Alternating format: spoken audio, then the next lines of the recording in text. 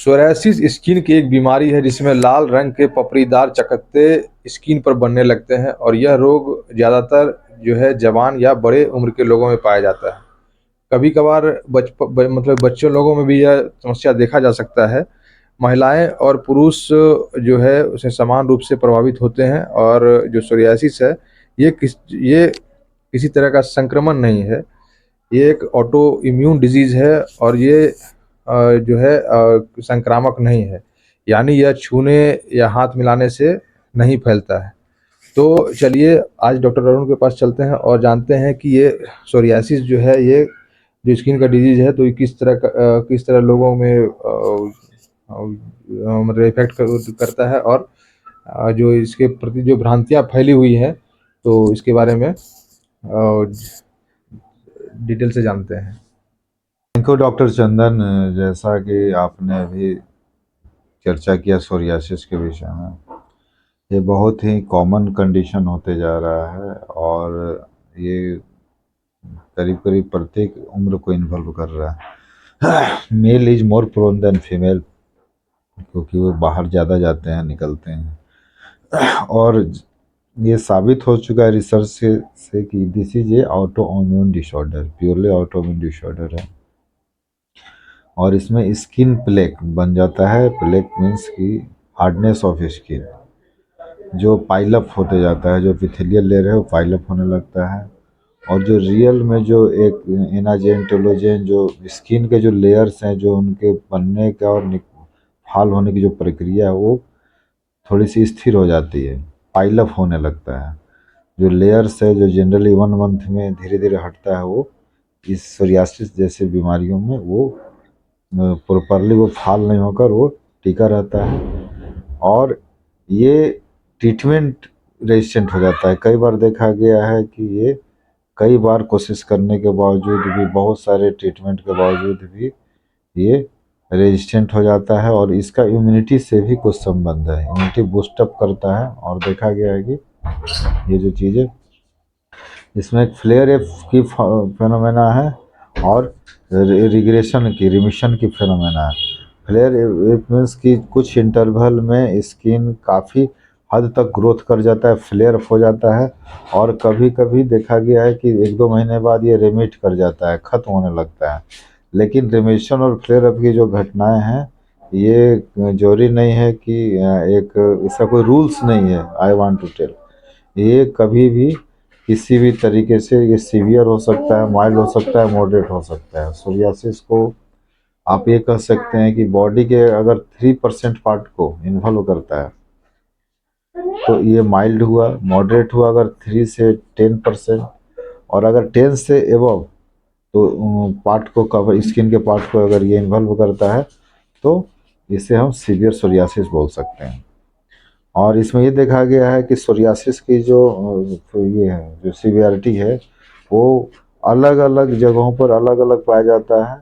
और ये इसका संबंध जो है कुछ सन से और विटामिन डिफिशियंसी से, न्यूट्रिशनल डिफिशियंसी से, आई वांट टू से like vitamin A, vitamin D, vitamin E की अगर बॉडी में कमी हो तो ये सोरियासिस की घटनाएं काफ़ी तेज़ी से परिलक्षित होती है। और स्किन का जो वो चमड़ा जो जिसे बोला जाता है, स्किन का जो पार्ट है लाइक कि बैक साइड और आर्म पीट, और जो हमारे जॉइंट्स के जो पार्ट्स हैं लाइक कि you can say elbow joints और ठेहुनी के पास का इलाका, ठेहुना के पास का इलाका, ये काफ़ी ज़्यादातर कॉमन साइट है जहाँ की सोरियासिस पाया जाता है।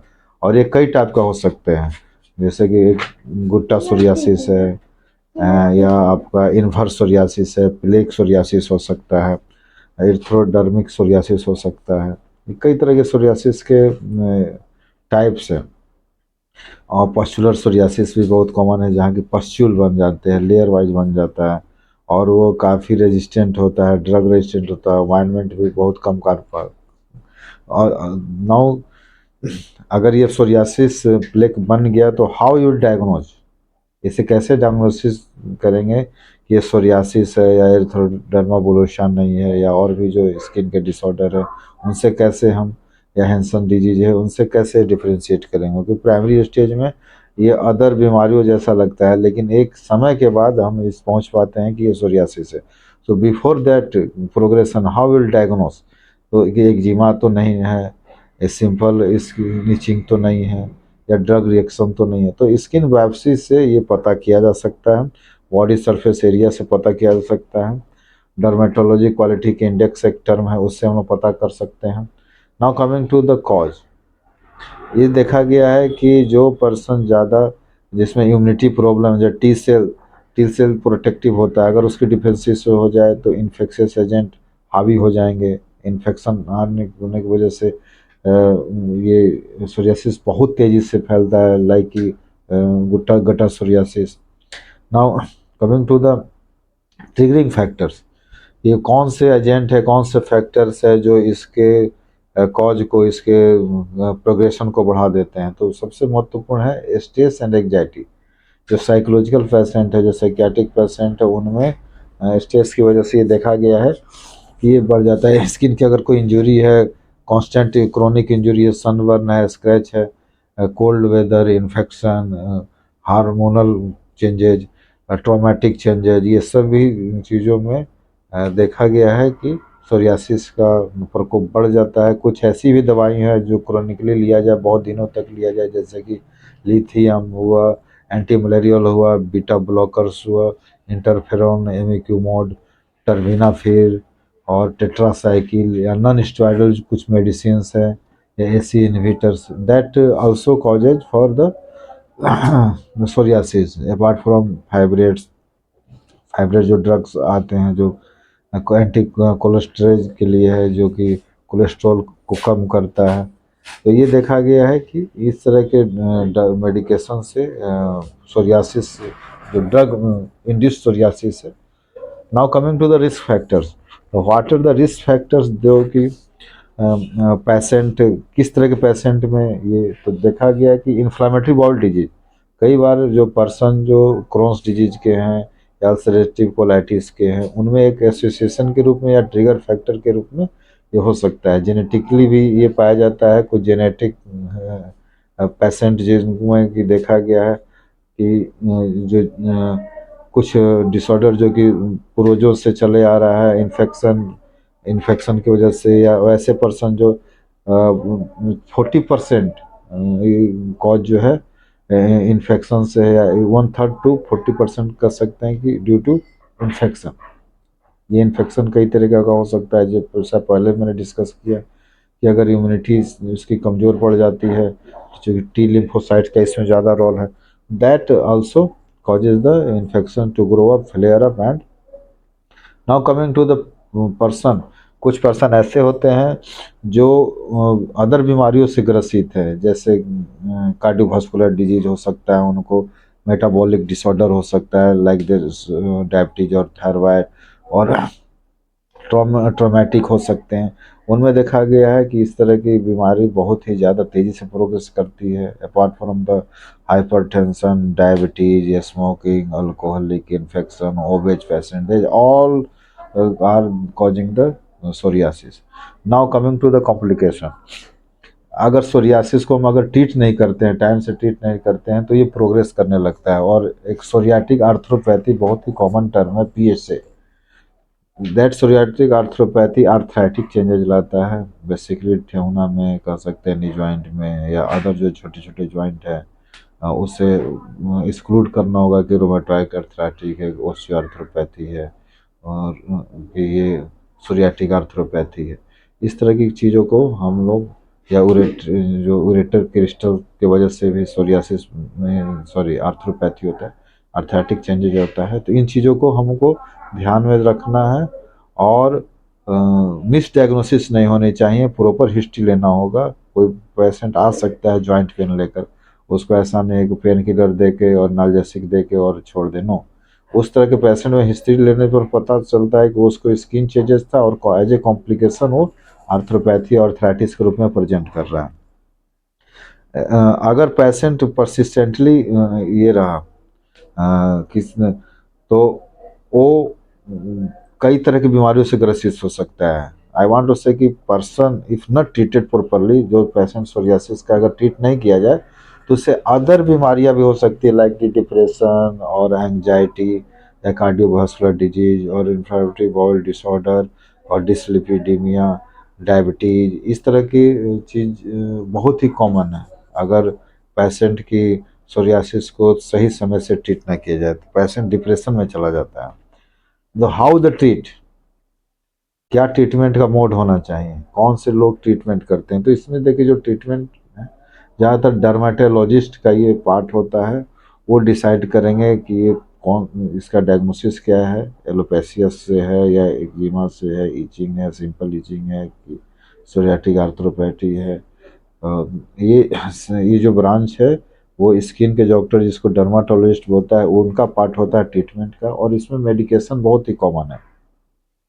इसमें आप कॉर्टिकोस्टेरॉइड का यूज कर सकते हैं, टार का यूज कर सकते हैं, सैलिसाइलिक एसिड यूज कर सकते हैं। अगर उसका कॉम्प्लिकेशन है तो स्वेलिंग वगैरह भी पाया जाता है, उस केस में सैलिसाइलिक एसिड बहुत ही अच्छा काम करता है।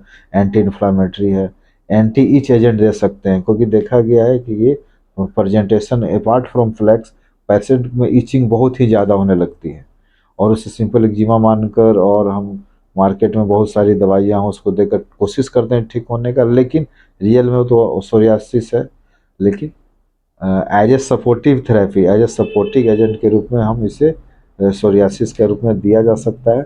और ये समाज में ये नहीं है, कैंसर लाइक अदर स्किन जो डिसऑर्डर है स्टिग्मेटाइज नहीं है, लेकिन इससे भी लोग स्टिग्मा बनाकर इससे पैसा कमाने की कोशिश करते हैं। तो एंटी ईच एजेंट जैसे कालामाइन, हाइड्रोकॉर्टिसोन, मेंथॉल, कैम्फर, इस तरह के जो इंग्रेडिएंट है, ऐसे दवाओं का प्रयोग कर हम बहुत हद तक सोरियासिस को कम किया जा सकता है। टॉपिकल थेरेपी दे सकते हैं, टॉपिकल थेरेपी बहुत ही अच्छा काम करता है लोकली, जो कि जिसका सिस्टेमिक साइड इफेक्ट भी नहीं होगा। और ये क्यों किया जाता है, तो उसके प्रोग्रेशन को कम करने के लिए, इन्फ्लामेशन को कम करने, इचिंग को कम करने के लिए। Apart from that vitamin D supplementation के रूप में दे सकते हैं, रेटिनोइड्स दे सकते हैं, टेक्रोलिमस ऑइंटमेंट दिया जा सकता है। टेक्रोलिमस ऑइंटमेंट और पिमेक्रोलिमस जो ऑइंटमेंट है ये काफ़ी कारगर साबित होता है, क्योंकि टेक्रोलिमस सिस्टेमिक देने से अदर साइड इफेक्ट हो सकते हैं, लेकिन टेक्रोलिमस को अगर हम टॉपिकल अगर देते हैं तो ये देखा गया है कि बहुत अच्छा फंक्शन है इसका। हाँ, अगर सिस्टेमिक थेरेपी की ज़रूरत पड़ती है तो सिस्टेमिक थेरेपी भी दिया जा सकता है जल्दी से जल्दी इन्फ्लामेशन को कम करने के लिए, उस डिजीज प्रोग्रेशन को कम करने के लिए। जैसे बहुत सारे जो मुवाब है, दैट एक्लिटिव मुवाब और सट्रोजी मुवाब और इनफिक्सीमाब, इस तरह की जो थेरेपी है जो या you can say Janus kinase, Janus kinase JAK, ये बहुत ही कॉमन टर्म है। ये JAK can work in different way, और इसका ये क्लिनिकल डाटा और जो रिसर्च वो मार्केट में आ चुका है और ये देखा गया है कि ये बहुत ही अच्छा काम कर रहा है। जैसे टोटाक्सिसिटी, बैरिसिटाम, रुक्सोटिमिब, इस तरह की जो दवाइयाँ हैं जो एटॉमिक लेवल पर काम करती हैं, जो मोलिकुलर लेवल पर काम करती हैं, और इसका यूज अभी पहले तो नहीं था लेकिन अब FDA अप्रूवल आ चुका है। और कोविड-19 के बाद इसे देखा गया है कि बहुत ही ज़्यादा इससे फ़ायदा हो रहा है जो स्किन डिसऑर्डर है। अपार्ट फ्रॉम दैट मेथोट्रेक्सेट और साइक्लोस्पोरिन और एसिट्रेटिन और एप्रेमिमास्ट, ये सब जो पुराने जो दवाइयाँ थी उस जो कि अदर यूज भी है, जिसका कि एंटी कैंसर यूज भी है, other we can say, but यहाँ भी देखा गया है कि उससे बहुत हद तक हम स्किन डिसऑर्डर को, सोरियासिस आर्थ्रोपैथी को, सोरियाटिक जो चेंजेज है, जो स्किन कॉम्प्लिकेशंस है, जो इचिंग है, जो पूरे बॉडी को प्लेग के रूप में इन्वॉल्व कर लेता है, देखा गया कि 1 मंथ 2 मंथ के बाद काफ़ी अच्छा इसमें बदलाव आता है, स्किन चेंजेज आती है और ये खत्म हो जाता है। अपार्ट फ्रॉम दैट फोटोथेरेपी, जो फोटोथेरेपी एक तो विटामिन डी डिफिशियंसी को भी कम करेगा, और फोटोथेरेपी से जो चेंजेज है, जो अल्ट्रावायलेट लाइट है, वो काफ़ी हद तक सेल ग्रोथ को और इम्यूनिटी को हेल्प करता है, और that is in secondly that causes progression को हॉल्ट करता है। Apart from the PUVA therapy, Puva therapy 250 Puva is helping to progression of the psoriatic changes. And now coming to the prevention कि how we reduce their risk, कैसे इस risk को कम किया जा सकता है। तो सबसे पहले तो है कि जो ट्रिगरिंग फैक्टर है, जो फूड में कुछ ट्रिगर फैक्टर हैं जो सोरियाटिक चेंजेज लाते हैं, उस तरह के फूड को अवॉइड करना होगा। टाइम टू टाइम क्लिनिशियन से भेंट करना है, रेगुलर मॉइस्चराइजिंग करनी होगी, हेल्दी लाइफ स्टाइल अपनाना होगा, स्ट्रेसर को कम करना होगा, एंग्जाइटी जो पर्सनालिटी डिसऑर्डर है उसे ये करना होगा, अल्कोहल, टोबैको, इस तरह की चीज़ों को कम करना होगा, जो टॉपिकल इरिटेंट है उसके संपर्क में आने से बचना होगा। These are the factors which really going to help in the psoriasis। और psoriasis का कॉम्प्लिकेशन बहुत ही ख़राब होता है। डॉक्टर चंदन, जैसा कि आपने भी सोसाइटी में काफ़ी हद तक काम किया है, इसे स्टिग्मेटाइज भी के रूप में भी देखा जा रहा है। तो आप इसको कैसे देखते हैं, सोरियासिस को समाज में कैसे आप चिन्हित करना चाहेंगे डॉक्टर चंदन, कुछ बताएं।